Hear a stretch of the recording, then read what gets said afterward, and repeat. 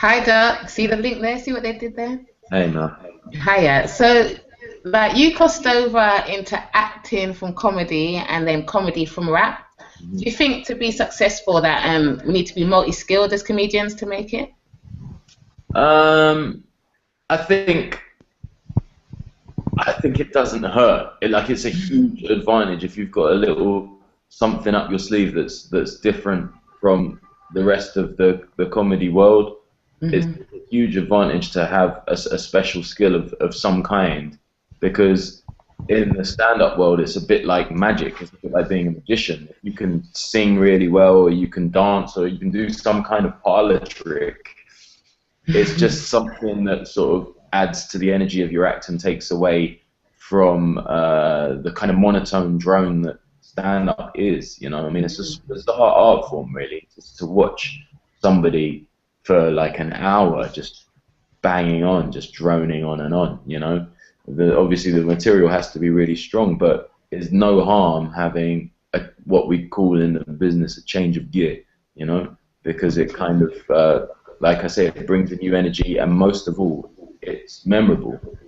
So when no one knew what my name was, they'd still say, you know, the guy who does like the little rap. Like when I started out, I used to do an improvised rap at the end of every set. So across the course of the show, I'd collect people's names and facts about them and stuff like that, and funny little things, and then I'd improvise a rap at the end. That's what I used to do. Unique. That's like unique, yeah. It was unique, and it was a way to remember me, you know, and I sort of became known for it, and I just ran with it, really, you know. I started introducing music, and I just played to my strengths, and I think that's what every performer does in some way, shape, or form, no matter what your art form is.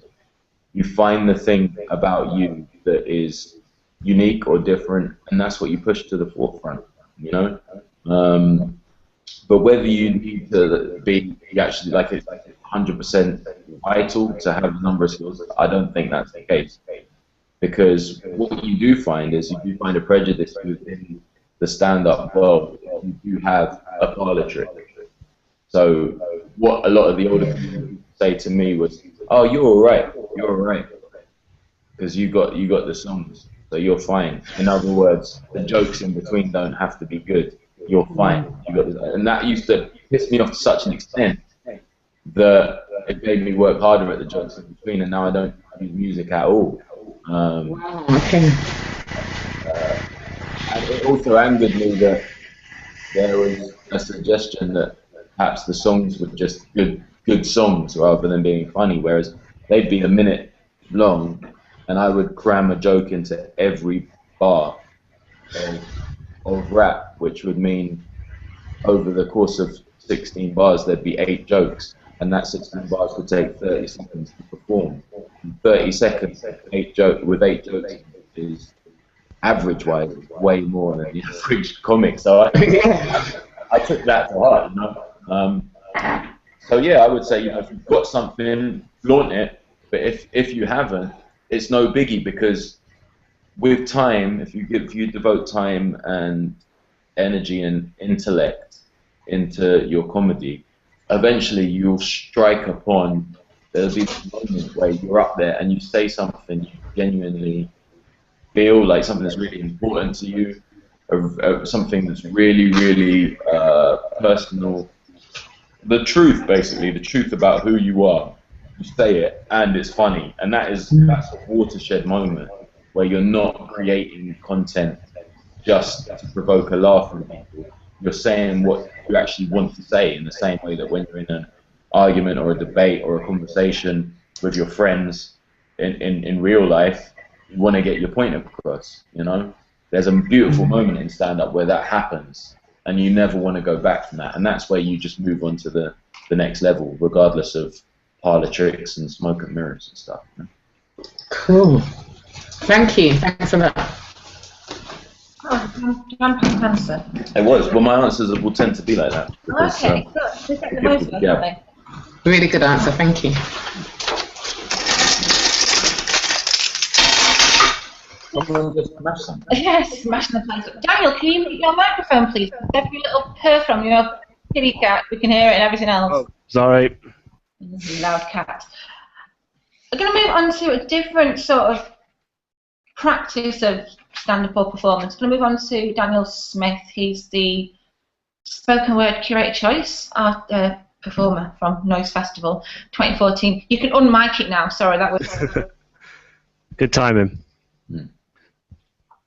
Yeah, far away.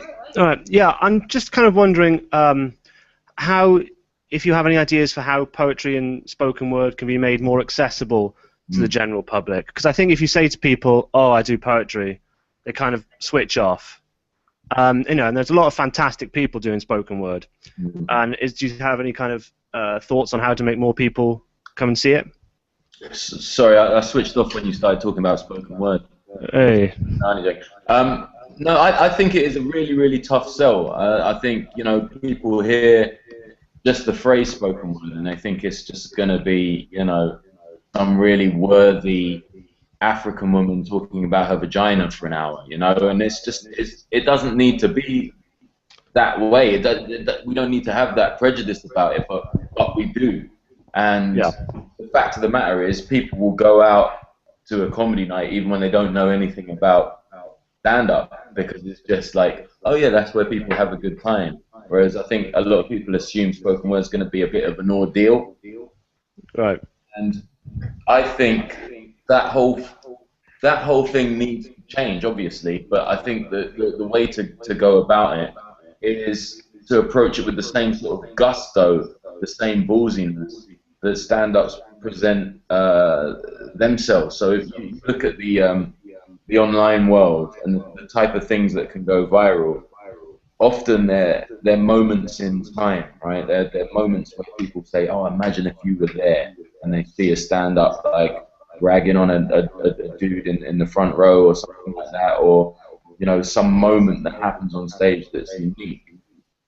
And I think were I in your position, what you do is brilliant and it's unique and it's often funny, it's often insightful, and it's always passionate.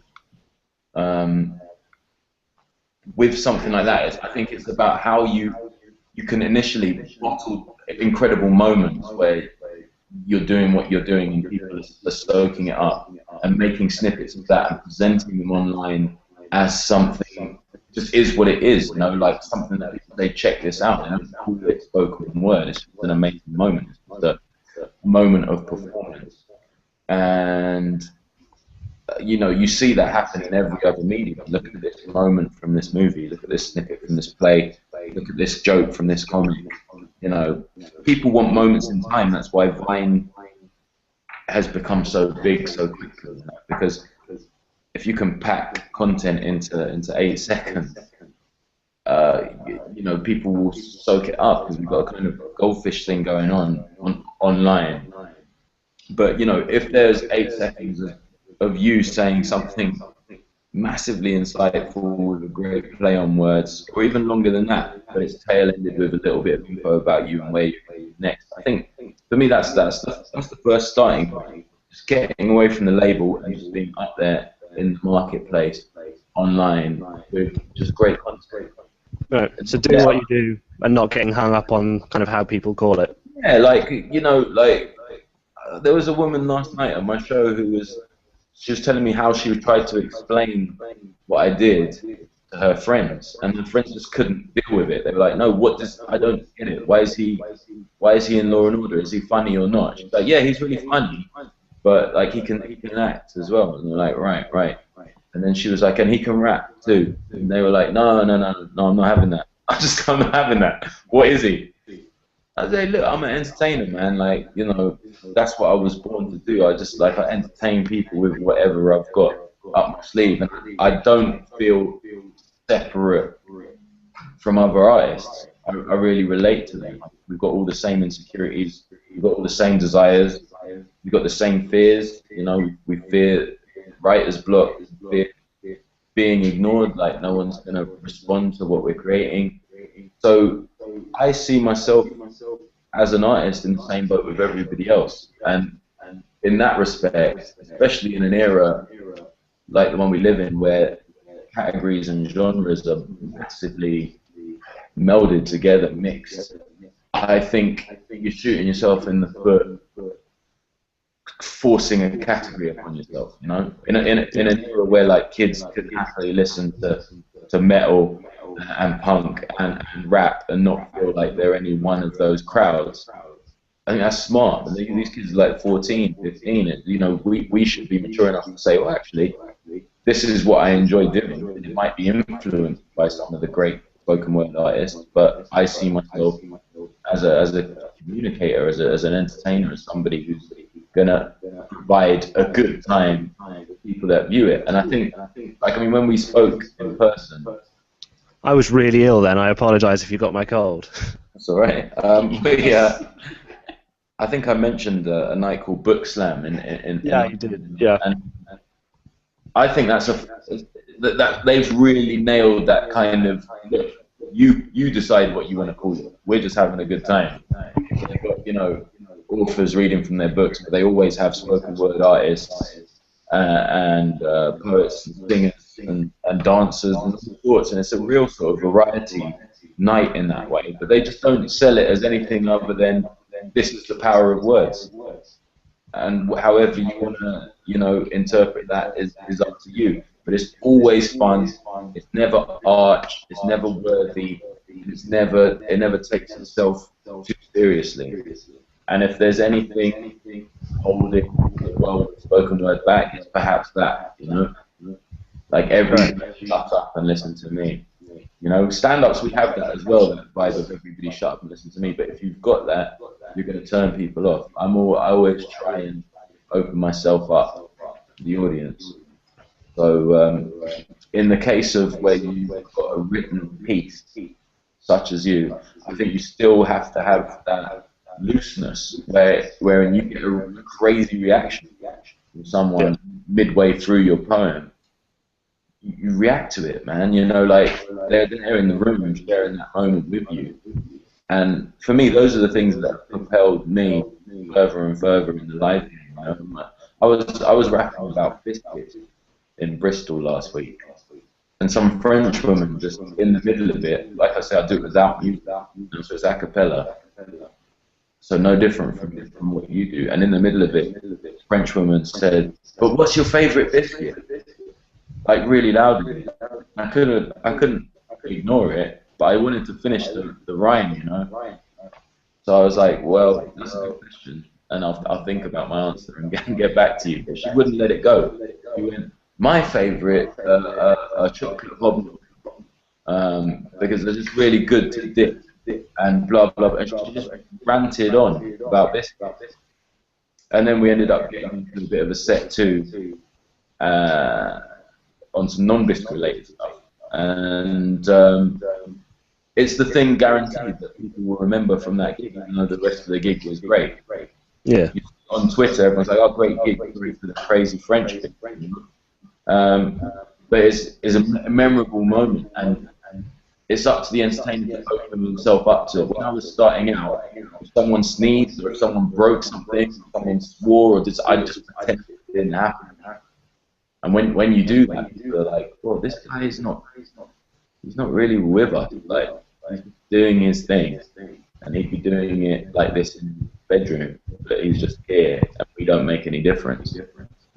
And I think spoken word is guilty of that sometimes. So I think, you know, the case of thinking outside of the box and utilizing that amazing skill you've got, that amazing talent, as a sharing device, rather than just like, this is my shit, I've got to do my shit, I've got to say my stuff, you know?